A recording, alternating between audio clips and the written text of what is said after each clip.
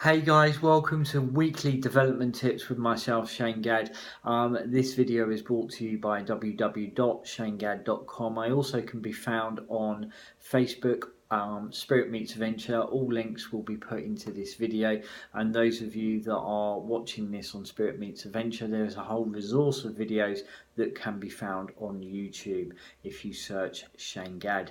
So guys, we're looking at weekly development tips. Over these last several weeks, we've been looking at how to kind of work with the psi cards, a kind of step-by-step guide, really kind of practically breaking it down. Giving you kind of tips, techniques and approaches. Now we're gently moving into the mediumship, and for me, more importantly, the approach to holistic mediumship. Those of you are sitting there and kind of really kind of thinking, well, you know, what's the difference between mediumship and holistic mediumship? What is holistic mediumship?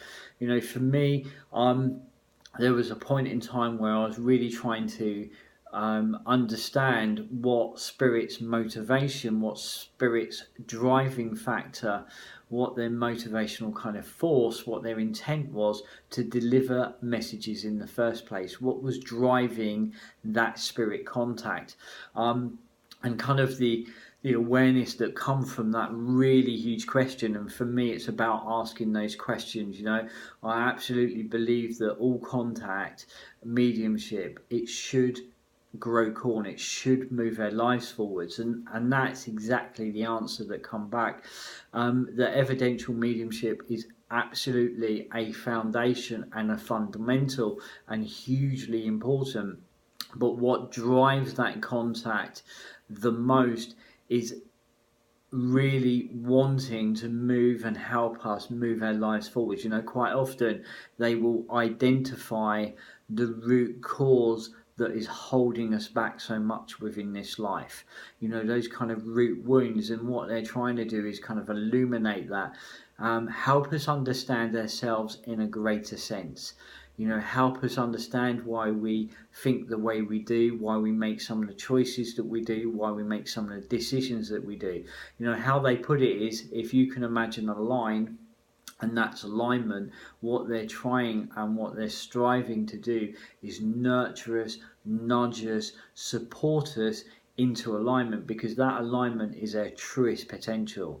And if you can imagine an arc of alignment, they're really kind of trying to support us, to move us along that arc of alignment. You know, out here somewhere, we are really out of alignment. And that means that we're kind of going against the grain of our potential, and what they're gently trying to do, and firmly sometimes, is really kind of nudge us and guide us and support us into that true alignment. You know, so, you know, quite often I say to people, you know, when you kind of wake up in the day and as you kind of meet your day, are you meeting your day in a way that is supporting you into your greatest potential? You know, those people that you come in contact with, those choices that you make, the way that you're thinking, the way that you're feeling about yourself, is it healthy? And what needs to be changed? How can I do things in a way that support me to move me closer into my potential? And quite often that means forming a relationship with self, and that means that you start to kind of really understand those areas of your life that are the fragilities, those areas of your life that are the Achilles heel, those ways that you're thinking about yourself. You know, it all becomes kind of identified. At the kind of heart of that is transparency. You know, they see us in a very transparent way, and therefore from that transparency there comes a truth. So the biggest thing that we need to gently kind of really work with is having a very truthful, honest relationship with ourselves, and that is the motivational force that drives spirit contact, especially when it comes to holistic mediumship. So what we're going to be looking at today is the first aspects of contact. How do we kind of nurture that first aspect of contact? You know, because quite often, I believe, Spirit are working very hard. Look over the previous videos, Spirit are working very hard to kind of make that contact. And I said in previous videos, is that quite often life moves very quickly, it moves very fast. So we tend to kind of miss what's going on subtly within our environment. And quite often, Spirit are making contact in the most subtle ways that it could be put down to our imagination, and we're just thinking it. I think that I read somewhere 1 in 10 people will have an experience within their lifetime. 1 in 10 people actually hear something outside of themselves. I think that if you kind of ask most people, they would have had an experience at one time or another within their lifetime, but quite often we put it down to, what is that? That's just maybe my imagination.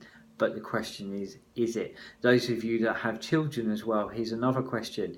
Those of you that have children and they've described that they've had an imaginary friend, or they have an imaginary friend, maybe even within your childhood you had an imaginary friend, but is it imaginary? That's the question. So things to consider. Quite often that contact is subtle, but the thing to really kind of develop, as I said last week, is stillness, is a sense of self, because then you can begin to notice. Now, the next time you feel something around you, you feel you're being watched, note that is something that's going on outside of you. So the next question to ask, and this is the development aspect, the next question to ask is that male or female? Okay, so next time you feel a presence, ask yourself gently, is that male or female? And yes, the answer is going to feel like you're making it up. The answer is going to feel like it is your imagination. Okay, because it kind of comes back in a way that comes through your own thought process. Okay, but after a while you can kind of sense and distinguish a difference and a contrast and something very different about it that feels outside of you. Now, the fact that you feel like you're being watched is something that is happening outside of you. Okay, that's the first thing to note. So ask yourself, is that male or female? Listen back. It's all about kind of trusting what you're feeling. Is that male or female? Listen back. And that answer will be micro quick, and it will be micro fast. Because there's a part of you that already kind of has tuned in, has already kind of sensed the answer, and that's the thing. It's always about asking the important questions. Okay, so is it male or female? Are they short? Are they tall? Are they large? Are they small? Start to kind of build a profile of what that person feels like, what that person looks like. Trust your feelings, trust your thoughts. All information is information. And then you want to kind of ask yourself, what type of personality, what type of character, what type of person was this within life? Who are they? What are they? And I can remember feeling what felt to be a guide around me, and we will move on to guides as we go forward. A guide around me one day, very, very strongly. It felt very different to what I felt around me before. So I kind of sat there, and it was just kind of coming out of a meditative space. And I kind of asked, and I reached out and asked, who are you and what are you about? And the answer was, who are you and what are you about? I then spent the next couple of years really exploring that question. That was early on within my development. So questions are really important, and quite often Spirit answer the question with a question. So there's some of the things to really kind of consider. We're going to very gently touch upon a couple of questions that have been sent in via our YouTube channel from some of our wonderful subscribers. And the first question that's come in is from a Gemma Hayes. Sometimes I see Spirit in different forms. Sometimes they're not as clear. and more ghostly or just outlines. Why is that? Well, the thing is, some of the things that I it's just kind of based on my own personal experience along this journey, is that, it's that whole thing of you kind of see something out the corner of your eye, you kind of see movement. How many of you have experienced that? You see movement, you turn towards it, and it's gone. But what you get is a kind of eminence, a kind of sense of an outline, and a kind of almost like a shadow. You just kind of sense that movement. But it's as you go to look at it, it moves. Some of the kind of theory I have on this is one that, spirit work on a higher vibration, on a faster vibration, and we work on a kind of lower vibration. What they tend to do is lower their vibration, we raise ours, and we meet. So I think there's times where that kind of crosses over. We kind of see the movement out of our corner of eye. It's moving very quickly. How many of you have seen orbs? That is energy. That is spirit. It seems to emanate itself for us in a physical form, so that we understand, we know who's there, we understand who that person is, because the kind of form is emanated, the presence is emanated almost within a physical form. The other question that we're going to look at, I'm just going to get it up now. Let's have a look here. Okay, is from Yoga from our YouTube channel, and we had some kind of correspondence there within the kind of one of the videos that I done, Death, Dying and Beyond, and Yoga says to me, because I connected with what felt to be her dad. I was saying that I felt that he had breathing problems, and I got this feeling, I'll read it out to you. I get a strong sense your dad had great sense of humour, as well as a caring and loving man, a man of truth and a man of heart, a man of strong values. Breathing problems, ? They absolutely know what's in your heart. He is proud of you, I'm really sure of that. And I just heard the name Jane. Once again, thank you for taking the time to reply.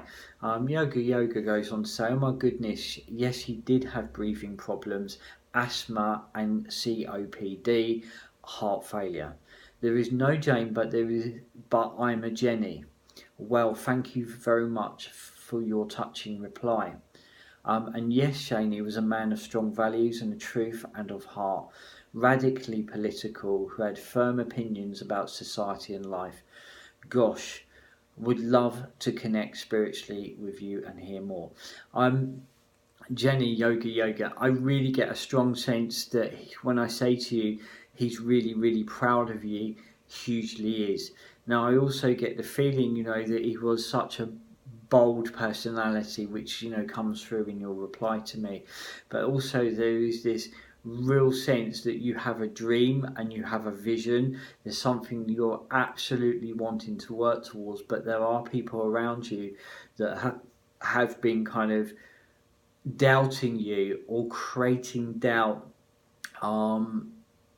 for you. They're doubting your vision, they're doubting your dream, and I think that creates sadness at times. I think you feel very passionate about what you see for the future and what you want for the future, but there are kind of people around you that almost knock that or doubt it. He's always encouraged you to stand true to your values and what you absolutely know and believe to be right, and I think that as you go forwards, it's going to be very hard for you to turn away from those values or dilute those values because of who and what you are.